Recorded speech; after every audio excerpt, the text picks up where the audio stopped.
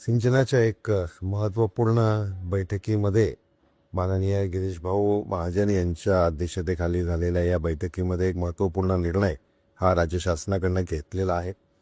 जे ठाणे जिल्ह्याचं नवोदय विद्यालय होतं ते जिल्ह्याच्या विभाजनानंतर पालघर जिल्ह्यामध्ये गेलं होतं आणि त्याच्यामुळे ठाणे जिल्ह्यामध्ये नवोदय विद्यालय नव्हतं.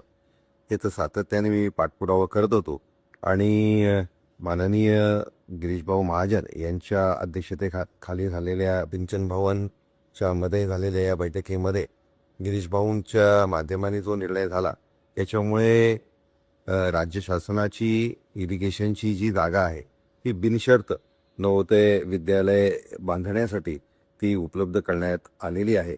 याच्यासाठी मी गिरीशभाऊ महाजन आणि मुख्यमंत्री माननीय फडणवीस साहेब यांचे मनापासून आभार व्यक्त करतो. एक चांगल्या दर्जाचं शिक्षण आपल्या ग्रामीण भागातल्या विद्यार्थ्यांना या नवोदय विद्यालयाच्या माध्यमाने मिळणार आहे.